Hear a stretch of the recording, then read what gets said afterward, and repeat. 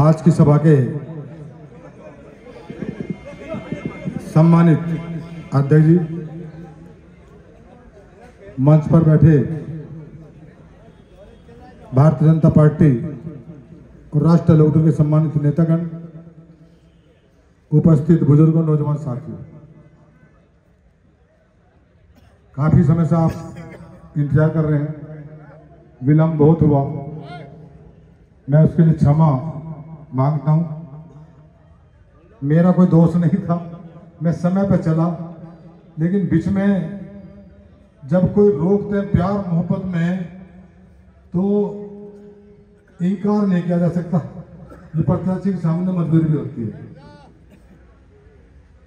बहुत सारी बातें हमारे सम्मानित साथियों ने आपके सामने रखी है, मेरे बारे में पता है। मुझे नहीं भरोसा था ये काम होने जा रहा है। ये बात सत्य है कि मैंने सन 1980 में श्रद्धेय स्वर्गीय चौधरी चरण सिंह जी के चरणों में मुझे बैठने का मेरठ में अवसर प्राप्त हो गया। मैं मेरठ पुलिस का विद्यार्थी था उस समय, और माया त्यागी कांड में मैं एक बार जेल जा चुका था। मुझे पता नहीं था जेल में सब जा रहे, मैं भी चला गया था उस समय जवान। तो मैंने जब उनको करीब से देखा, उनके व्यक्तित्व को, तो मन में ये ठान लिया कि इनकी विचारधाराओं पे काम करना है और समाज के लिए समर्पित भाव से अपने जीवन को यही लगाना है। राजनीतिक यात्रा शुरू हो गई, अनेकों बार जेल जाने का, क्योंकि अभी मेरे बहुत सारे साथियों ने बताया, डॉक्टर कुलदीप उज्जवल जी, जय कुमार सरोवर जी और दूसरे साथी हमारे वीरपाल लाठी जी भी। अब भाई ये सियासी फकीर है, ये अखबार में लिख दिया। जिस दिन मुझे प्रत्याशी बनाया तो जब मैंने सुबह अखबार पढ़ा तो उसमें लिखा है सियासी फकीर है। लेकिन मेरे पास जो मोहब्बत है आप लोगों की, समाज की, नौजवान की, व्यापारी की, जो प्यार है मेरे पास, मुझसे बड़ी दौलत किसी के पास है नहीं। बहुत बड़ी दौलत है, ये बात तो सत्य है। मेरे पास है नहीं पैसा, चुनाव है। अभी प्रमोद जी व्यापार संघ के हैं, अपनी बात कह भी रहे थे, चुनाव में पैसा खर्च होता है। और बहुत सारे साथी हमारे मंच पर कहते हैं भाई चुनाव तो पैसे से लड़ा जा। देखो मेरे पास है नहीं, अगर चुनाव लड़ाने के लिए आप मांगोगे तो मुझे कहीं से मांगना पड़ेगा, और अगर आप नहीं मांगोगे तो मुझे वोटों की जरूरत, नोटों की जरूरत नहीं, मुझे वोटों की जरूरत है। बस वोट दो, नोटों को जरूरत, नोट मेरे किस काम का।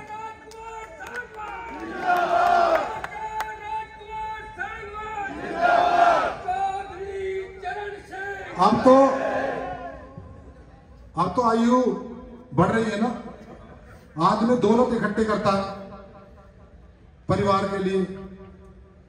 मोदी जी, योगी जी जो देश और प्रदेश चला रहे हैं, सब कहते हैं कि इनके पास कुछ नहीं है ना। बस जैसे मोदी जी और योगी जी ऐसे ही मैं भी हूं ना, उनका कुछ है ना मेरा कुछ है। भाई ये परिवार है मेरा और यही उनका परिवार है। देश का एक व्यक्ति, समाज का वो व्यक्ति अंतिम जो पायदान पर है, जिसकी बात कोई नहीं सुनता, उसकी बात सुनने में, उनकी मदद करने में, उनका काम करने में जो आनंद आता है, जो प्रेम मिलता है, इससे बड़ा सुकून, इससे बड़ी दौलत हमें कोई नहीं मिल सकती। और ये तो आपको तय करना है। मैं तो जिस दिन ये जो स्थान है जहां बैठे, इसे हिंदुस्तान का प्रत्येक व्यक्ति जानता है, हिंदुस्तान का किसानों के मसीहा, भारत के पूर्व प्रधानमंत्री श्रद्धेय स्वर्गीय चौधरी चरण सिंह जी, जो किसान के, मजदूर के, गांव के, गरीब के दिलों में बसते हैं, राज करते हैं आज भी, वो यहां से सांसद थे। पूरी दुनिया जानती है उस महापुरुष को,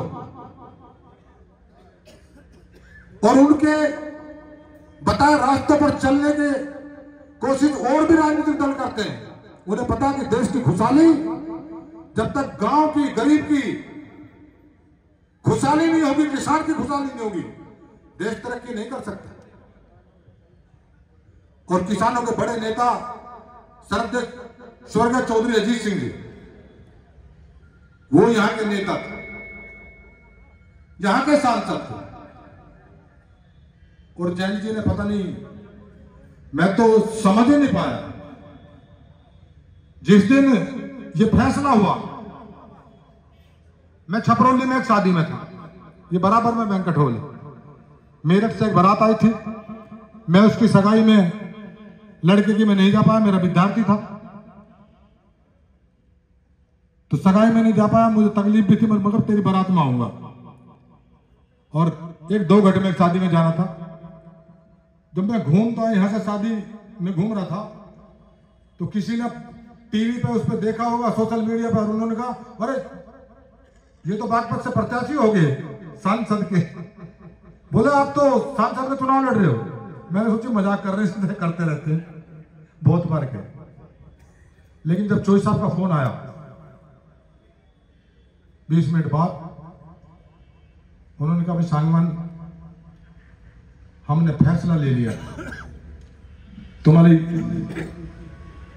40 वर्षों की तपस्या और समर्पित भाव से आपने श्रद्धेय स्वर्गीय चौधरी चरण सिंह जी को, उनकी विचारधारा को आगे लेके बढ़ने का जो काम किया, श्रद्धेय चौधरी अजीत सिंह जी के मार्गदर्शन में हमने आगे बढ़ने का काम किया। किसान की, गरीब की, मजदूर की लड़ाइयां लड़ी, संघर्ष किया, आने को बार जेल गए। 2022 का विधानसभा का चुनाव था, और मैं तो मेरठ जनपद के सिवाल खास विधानसभा क्षेत्र है, जो आप ही की लोकसभा का हिस्सा, वहां से लग रहा था तमाम लोगों का प्रेम, उनका स्नेह, और ये लग रहा था कि भाई उनकी बार मुझे प्रत्याशी वहां से बना देंगे। अंतिम क्षण जिस दिन सूची फाइनल हुई, मेरा सूची में नाम भी टाइप हो गया, बताया किसी ने कि नाम टाइप हो गया, 10 मिनट में तुम्हारा टिकट होने वाला। और तभी समाजवादी पार्टी का गठबंधन था, उनके नेता थे, उनको अखिलेश जी ने कहा भाई इनको टिकट देना आपको, चौधरी साहब ने उनको दे दिया। रात को उनका टिकट हुआ, लोगों में आक्रोश था। मैं समझ गया मुश्किल दौर है, आज चौधरी साहब हमारे बीच नहीं है। जैन जी को जिम्मेदारी मिली है इस विचारधारा को आगे बढ़ाने की, किसान की, गरीब की तकलीफों को दूर करने के लिए संघर्ष करने की। बहुत कठिन दौर है। मैं सुबह 7 बजे उठा और मैं उनके घर गया। मैंने कहा विधायक जी, आपको चौधरी साहब ने प्रत्याशी बनाया, आपके चुनाव को हम लड़ाएंगे, मैं लड़ाऊंगा। और वो चुनाव हमने लड़ा, चुनाव हम जीत गए, कोई तकलीफ नहीं है। और वो मैं इसलिए भी बता रहा हूं, मैंने कभी न चौधरी अजीत सिंह साहब से, न चौधरी जैन जी के पास आप पूछ लेंगे, मैं कसम खा के कह सकता हूं, सौगंध खा के कह सकता हूं, राजनीति में साफ मन से बता रहा हूं, मैंने कभी अपनी जबान से न चौधरी अजीत सिंह साहब से, न जैन चौधरी से ये नहीं कहा कि मैं आपकी पार्टी का सक्रिय कार्यकर्ता हूं, समर्पित कार्यकर्ता हूं, मेहनत भी करता हूं, आप मुझे कहीं से चुनाव लड़ा दो। मैंने अपनी जबान से कभी नहीं मांगी, कभी नहीं मांगी। और ना आपकी बात, जब चौधरी साहब का फोन आया कि आपको बागपत से सांसद का चुनाव लड़ना है, मैंने तुम्हें प्रत्याशी घोषित कर दिया, तो मैं सन्न रह गया। और मुझे नहीं पता चला इतना इमोशनल, इतना भावुक, मेरी आंखों में एक पल में ही मेरी आंखों में आंसू थे। और इतने भावुक चौधरी जैन जी से बात करते करते उनका गला भी रुक गया। मैं कैसे धन्यवाद करूं इतना बड़ा फैसला, इतना बड़ा फैसला जो सीट उनके लिए हो, जहां का प्रतिनिधित्व चौधरी चरण सिंह ने किया हो, जहां का प्रतिनिधित्व चौधरी अजीत सिंह जी ने किया हो, और ऐसी पवित्र सीट पर मेरे जैसे साधारण व्यक्ति, साधारण कार्यकर्ता, वास्तव में मेरे पास कुछ नहीं है और मुझे प्रत्याशी बना दिया, मैं कैसे शुक्रिया अदा करूंगा। ये मेरे लिए बड़ी कठिन परीक्षा का समय है। जो अब तक काम किया मैंने, दिलों में लोगों के प्यार मोहब्बत जो उनका हासिल करने का काम किया, ये उसी परीक्षा का अब समय आ गया है। आप लोग तो मुझे प्यार कर रहे हो। आज मैं जितने काफिले के साथ जिस क्षेत्र से गुजरा हूं, बहुत प्यार मिला, इतना प्यार मिला, मैं कई बार भावुक हुआ, कई बार भावुक हुआ, कई बार। संसद में तो आप भेज दोगे, अभी कह रहे थे घर नहीं है तो नहीं, और बन भी नहीं सकता था। ये तो चौधरी साहब ने बनवा दिया। दिल्ली में सरकार देगी ना, अब सरकार ही मिल जाएगा 5 साल के लिए। और मैंने विधायक जी, हमारी पार्टी के नेता बैठे हैं, अभी हमारी परसों मीटिंग थी बड़ौद कार्यालय में, बहुत बड़ा कार्यालय, वो शाम को ताला लग जा, नहीं एक मुझे यहां मिल गया, उसी में दरी डाल लूंगा और यहीं रहूंगा आपके बीच में। आपको कहीं नहीं जाना, कहीं नहीं जाना। आपके सुख में, आपके दुख में, और आपके जो मुद्दे हैं, जो काम है, जो विकास के काम है, उन्हें करने में कोई कोर कसर में छोड़ूंगा नहीं। मुझे ज्ञान बहुत है, पैसा तो नहीं था, पर मेरे अंदर आत्मबल इतना था, जो अभी मेरे साथी कह रहे थे, मैं प्रशासन से कभी झुका नहीं, कभी नहीं झुका, कभी नहीं झुका। अगर ठान लिया तो उनको पीछे हटा दिया, आपने नहीं हटा के पीछे। मुझे काम करने का तरीका आता है। जिसके काम कोई नहीं करता, जिसकी मदद कोई नहीं करता, समाज में बहुत सारे परिवार हैं, बहुत सारा समाज है, बहुत गरीब समाज है, जिनके बच्चे पढ़ नहीं पाते, आर्थिक स्रोत नहीं है उनके पास में। किसान का भी यही हाल है, किसान के पास खेती में कुछ नहीं बच रहा। अगर किसी परिवार में कोई सरकारी बच्चा नौकरी नहीं कर रहा, सरकारी तनख्वाह घर में नहीं आ रही, तो उसका चूल्हा बढ़िया तरीके से जल नहीं पा रहा, चूल्हा बढ़िया नहीं चल पा रहा। आज जरूरत है इस क्षेत्र को अच्छी शिक्षा हो, चिकित्सा का इंतजाम बढ़िया हो, और जो भी प्रमोद जी ने क्या कहा है, इंडस्ट्री होगी तो विकास होगा। एक काम पिछली बार बड़ा खराब हो गया, मुझे नहीं कहना चाहिए मंच से, ये बात खराब भी हो सकती है, किसी को बुरी लग जाएगी।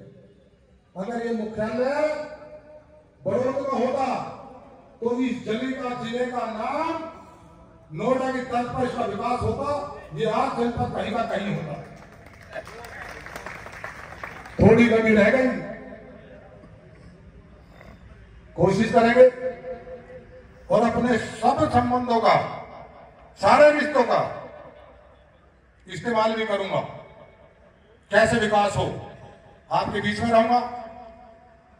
आप चुनाव में पैसा मांगोगे तो मुझे मांगना पड़ेगा, और अगर चुनाव अपने आप लड़ोगे तो मुझे 1 रुपए की जरूरत नहीं, मुझे आवश्यकता ही नहीं रुपए।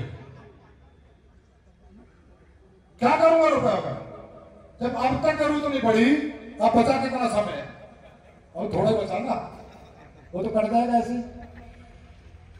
अब तक मेरठ कॉलेज में प्रोफेसर था, अच्छी तनख्वाह मिलती थी, लेकिन मैंने एक तक पैसा तनख्वाह का डीजल में, गाड़ी के में, जो क्षेत्र की जनता की सेवा के लिए रोज घूमना पड़ता था। मैंने एक तक पैसा सिर्फ उसमें खर्च किया, इसके अलावा मैंने किसी चीज में पैसे खर्च किए। और मेरा वास्तव में खाता खाली है वास्तव में खाली नहीं कह रहे थे वो, लेकिन चल रहा काम ऊपर वाला है और आप लोग हो। मैं आपसे ये कह सकता हूं, प्रत्याशी मैं नहीं हूं। जो ये बैठे सारे हमारे नेतागण, हमारी रीढ़ है, जो आप हैं, जिस दिन नतीजे आएंगे मुझे प्रमाण पत्र मिलेगा, तो वो प्रमाण पत्र इस क्षेत्र की हर समाज के हर व्यक्ति के लिए समर्पित होगा। हर एक को एहसास होगा कि सांसद वो है, मैं है, सब सांसद होंगे सब। और इतनी बात मैं बता दूं आपसे, एक उषा दरबार में तो ना अभी से कहना पड़ रहा, जबकि कहने नहीं चाहिए, कुछ लोग नाराज भी होंगे।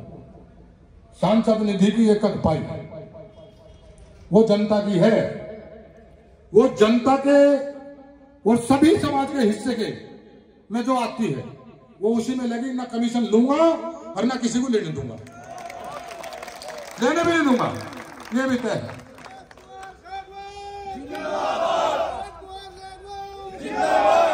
मेरे इस चुनाव को आप लड़ना, चौधरी साहब ने बहुत बड़ा भरोसा मुझ पर कर लिया।